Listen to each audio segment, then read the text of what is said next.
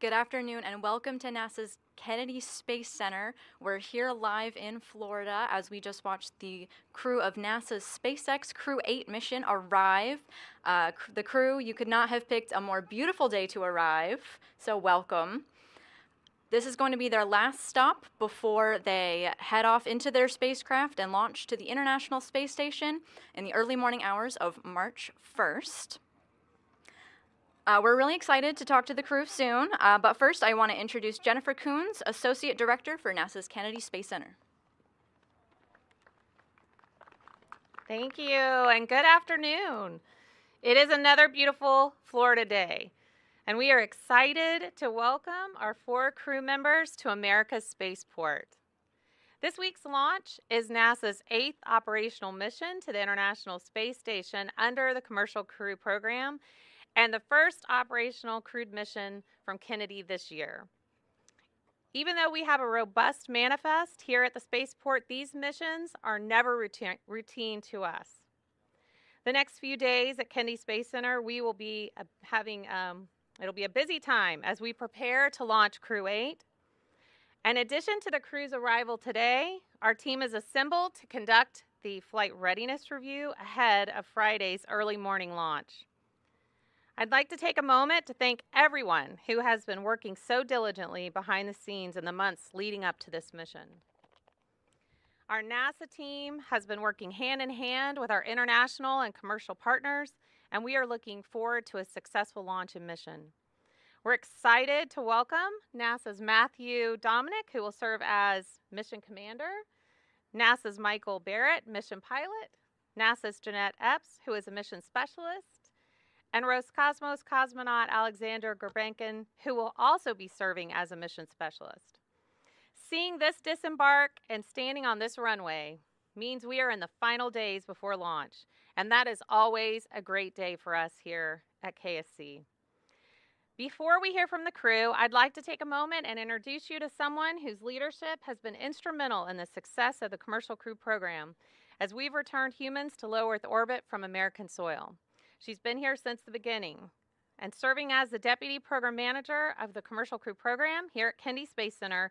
Please join me in welcoming Dana Hutcherson. Dana? Thank you, Jen, and thank you for everyone being here today. It is a special day, beautiful day for crew arrival, the start of getting ready for our launch. I'm Dana Hutcherson. I'm the Deputy Program Manager for NASA's Commercial Crew Program. And I couldn't be more thrilled to be here today to see this crew who's going to fly on this SpaceX Crew 8 mission. I'm so proud of where we are today. As Jen said, this is our 8th operational mission, but our 9th time sending astronauts to the International Space Station in a Dragon capsule from American soil. Very proud to be a part of this program. NASA and SpaceX teams have done a fantastic job of refurbishing this capsule and spacecraft, getting ready for the crews to fly. The spacecraft is Endeavour, and it's our fleet leader for CCP. It'll be the first time we're flying a capsule for the 5th time, and we're super excited about that. The crew will stay on space station for about 6 months, performing critical research and science experiments that will not only benefit us here on Earth, but we'll look to use that effort to explore beyond low Earth orbit. That exploration would only be possible with these commercial partnerships with SpaceX and these international relationships as well, something that CCP and ISS programs are very proud of to be a part of and working hand in hand to establish and lay that foundational framework as we look to usher in this new era of space flight. It's a very exciting time to be a part of NASA and part of the Commercial Crew Program, and I'm very excited for humanity, and I'm honored to be a part of that. But without further ado, I'm going to turn it over to the crew. So thank you. There you go. Wow, it's great to be at the Cape. I've been working at NASA for about 7 years, but because NASA's so awesome to work for, most people work at NASA for decades, so I'm still relatively a newbie at NASA with 7 years working here. But over that 7 years, it's been absolutely incredible to watch spaceflight explode here at the Cape with so many different rockets and new pads. In fact, I think about 2 visits ago, we were out here and we got to see a Falcon Heavy launch, And coming from military aviation, we're used to flying airplanes in formation, but to see 2 rocket boosters coming back in formation to land is incredible to me. So coming out here to the Cape every time I'm a kid in the candy store for me. In fact, actually, normally we get to fly the T-38s out here for training, and actually that's my parking spot over there. Butch would say otherwise. But coming out here for training is great, and it's just an incredible time to be involved in spaceflight. Who would have thought 5 or 6 years ago that this would be the 5th flight of Endeavour that we get to go on? Who'd have thought 5 or 6 years ago that the competition for launch or the constraint to launch would be a launch pad, right? Like we delayed our launch a few days because there's stiff competition to get out there to 39A. It's not a rocket constraint, it's a pad constraint. So with that, I'd like to say that we're super excited to fly as Crew 8. I'm super excited to fly with this crew. And Crew 7, we're coming for you. Thank you, Matt. Thanks, Matt.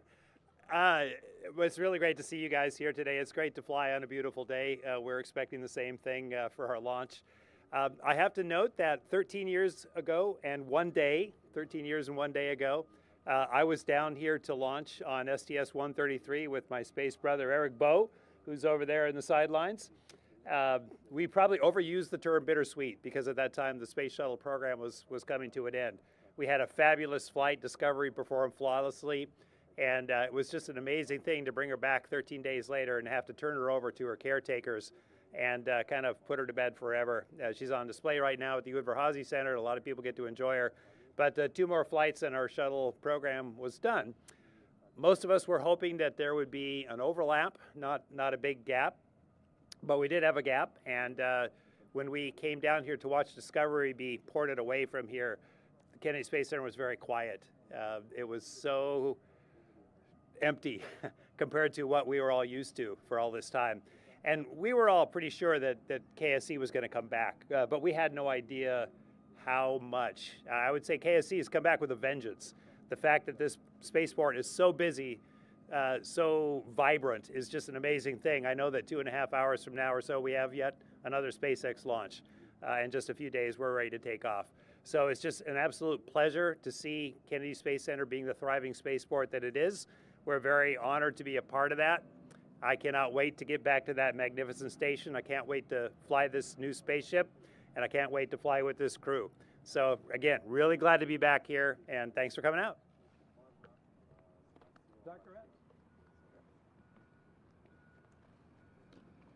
Well, it is great to see everyone here.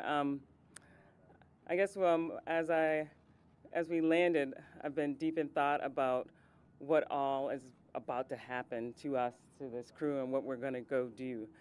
And also, when we landed, seeing all these people here, it's just reminded me of how many people are involved in getting us to space, and all that it takes to get this crew from here into space. It's taken over a year work of training, and all the trainers that helped us get here, all of the FRRs, all of the flight readiness reviews, all the people looking out for us. And it is overwhelming to me how many people have contributed to this.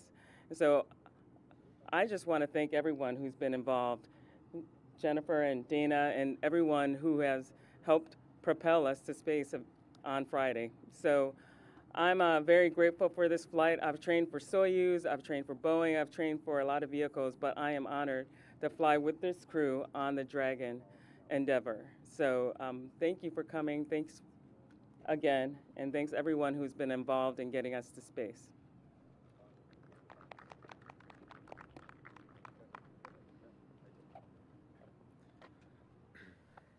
Здравствуйте все еще раз. Hello, everyone. Ну, много было сказано, и теплых слов в адрес инструкторского состава и всех тех, кто нас готовил. We've heard a lot of warm words towards instructors, trainers, and all that who prepared us. Полностью присоединяюсь к моим членам экипажа. And I agree with all those words said by my crewmates. Также от себя бы хотел сказать, действительно, подготовка была достаточно насыщенная. Было выполнено очень много совместных тренировок, которые нас действительно сделали настоящим экипажем. And I would like to add that we had an intensive training course. We had a lot of joint simulations that really made us a crew. Сейчас мы, конечно же, с нетерпением ждем нашего старта. And we're looking forward to our launch. И я уверен, что все будет хорошо, пилотируемая космонавтика будет продолжаться. And I think that everything will be okay, and we'll continue human spaceflight, И обязательно еще увидимся. and we'll see each other again. Всем спасибо. Thank you. All right, thank you to the crew. So we're going to jump into our media Q&A portion. We have a microphone right here at the front, so please line up if you'd like to ask the crew a question. We ask that you please limit to one question at this time, and when you get up to the microphone, please state your name, media affiliation, and if possible, who you'd like to speak to. Go ahead. Hi, thank you. I'm Richard Tribou. I'm with the Orlando Sentinel. This question is for both Matthew and Jeanette. Your respective classes. Jeanette, you're the last of your class to get to space. Matthew, you're like the third to last, and I just want to know what it's like to, what are your feelings in finally getting to take off, and if you have any sort of ribbing that you do for the people who are left behind. So technically, Jeanette, I think your Canadian colleague hasn't gone to space yet. So That's affirmative. So, you know, I guess any launch is a great launch if you have a mission. So that's, even though you're the last, it doesn't matter. You get that launch, you get the mission, and you go. And, you know, they always save the best for last. I think you were making a question, do we rib our classmates? Yes, a lot. It's an important part of the culture. That stuff doesn't matter as much. Like, our job here in the astronaut office is just as important as we do in the ground job. You go to space, you get experience doing that, and you can bring that back and give back to the office in many ways. So I'm just as excited to fly as I am to come back and do my ground job and contribute to the office and move human spaceflight forward.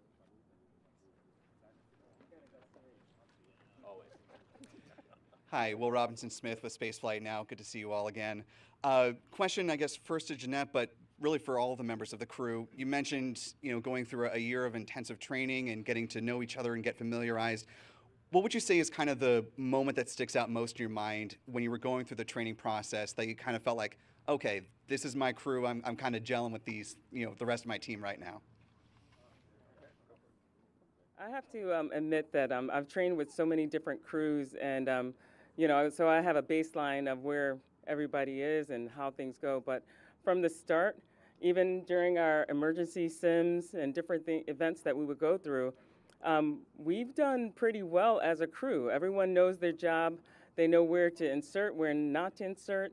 So I think as a crew, each person brings their own strength to the crew, and you know, the contributions that each one makes has made all the training events almost seamless. So we've been pretty gelling from the beginning. So.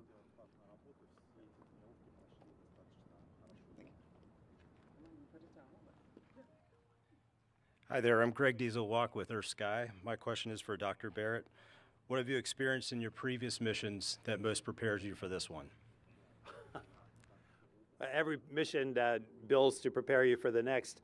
I'll give you my little niche as a space medicine guy.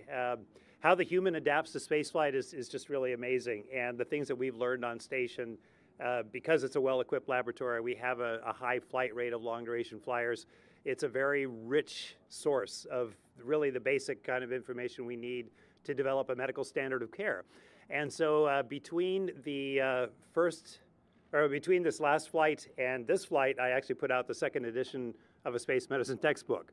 And we're actually in the process of doing a third edition of that space medicine textbook. And each time I do that, I try to figure out how right we are. And then I fly, I've done that twice, and I figure out how wrong we are because we keep discovering new things right under our nose that are important things, like this, the eye thing, the eye-brain changes we've seen and vascular system changes that we've seen. So I'd like to say, if I'm prepared at all, it's to be an observer, and I'm prepared to discover something new, again, that we just didn't see was hiding in plain sight in front of us. So it's still, even though it's just a big laboratory in low Earth orbit, it's a place of discovery. So I think I'm prepared to discover something new. Good question. Thank you so much. Hi, thanks again for taking a second question for me. This one is for Jeanette, but for the rest of you, I'm a little curious about when you're on station, do you get to climb into the other spaceships that dock? I know you get to climb in the one that you're in, but you've got potentially Starliner. You might even get a Dream Chaser and then the Soyuz. And Jeanette, since you trained in all three, wouldn't they just let you in anyway? I would hope so, but I think someone else should take this one. Because you've seen Well, what happened. there's no guards posted at the gates, all right? So there's reasons why everybody should have familiarity with the stack, and I expect that that will absolutely be true. And you know, somebody asked, how did we gel as a crew? Aside from the discipline and training, and aside from the fact that you got 4 amateur comedians on our crew that do improv whenever they can, there's just huge curiosity amongst us. So everybody will want to know every cubic centimeter of our stack volume. That includes the dock ships. And of course, some of them we got to unload and reload. So. Hi, Will Robinson Smith again. Thanks for the follow-up opportunity. Question for Matthew. You mentioned, you know, it's great to have this role and be able to go to the ISS, but you like doing all the jobs that you had leading up to in the previous 7 years. Question, I guess, first to you, but you know, to the rest of the crew, whoever wants to tackle it as well. What are you looking forward to when you get back on Earth, bringing that on-orbit experience that you wouldn't necessarily have sort of the first-hand insight into, and how do you think that'll better your jobs as part of the astronaut corps back here on Earth? So my background is in developmental flight test. And so before I was assigned to this mission, I was involved in working on the development for Orion, HLS, Starliner, and got to work a bit of time on each of those projects. And I really love diving in deep with engineers to solve those tough problems. But my background in U.S. Navy was doing developmental flight tests, but the Navy thinks it's very important, I think rightly so, that the people doing the tests have operational experience. And so in the Navy, you would go operational, go do flight test, and then go back operational, and then go back and flight test. That way you always had the relevant experience, right? You didn't want something to be developed in a vacuum. You didn't want to build an airplane in a vacuum the same way we don't want to build a spaceship in a vacuum. Well, it's going to fly in a vacuum. But you don't want to build it in a mental vacuum, so to speak. You want to have the experience of the operator being injected with the engineers, and they work as a cohesive team. So going and getting this operational experience and then coming back and helping develop the next spacecraft. Thank you. All right, it looks like everybody's had an opportunity to ask their questions. Yep, it looks like that's the case. So I know I have a question that we're getting a lot from our online audiences for you guys, and we'll wrap with this one. What is your last meal going to be before launching into space?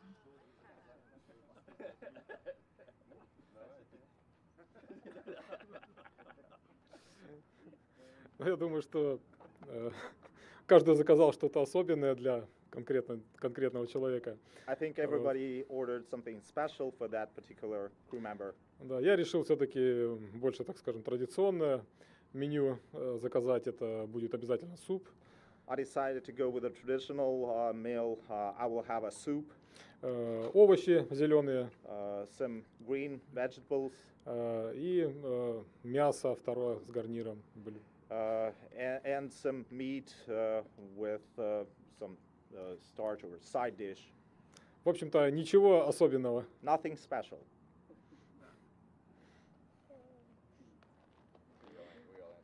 Yeah, we all answer. Okay. You know, sometimes when people ask that question, they think it's because we get up there and we just crave and miss foods. You don't. For 6 months, you're going to eat food that seems very appropriate to this magical place you're in. And so now that I've done this a couple of times, I'm kind of like Sasha. I'm just ordering food that I like. So I'm going to have grilled salmon and some grilled vegetables to go along with it. But frankly, I can't wait to get up to the galley table and have some shrimp cocktail and some Russian tvorog. So. Somebody made a comment earlier about ribbing each other. That's a good part of crew cohesion. We've had a pretty long-running joke. We love working with Sasha. He's awesome. He's very consistent. Every time we'd be on travel, for example, out to Los Angeles to go to SpaceX, hey, where are we going to dinner tonight? His answer was always, it must have beef. It needs beef. So it became very consistent. So we love he's very consistent. We knew what he would pick for his last meal. And so for me, we get to eat a lot of cool meals in space. We've had a lot of cool meals on the ground. It's more about the people you're with. But for me, I just said whatever Mike's having because I trust his culinary choice.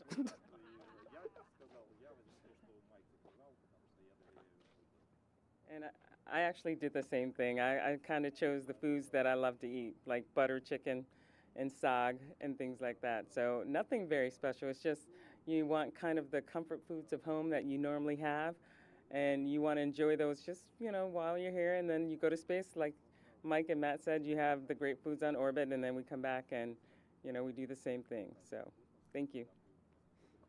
All right, NASA's SpaceX Crew 8 mission crew, thank you so much. To all the media here with us today, thank you so much for coming. Meanwhile, the flight readiness review is underway. We're going to be having a post-flight readiness review telecon at approximately 6 p.m. Thank you all for joining us. We'll see you then. Yeah.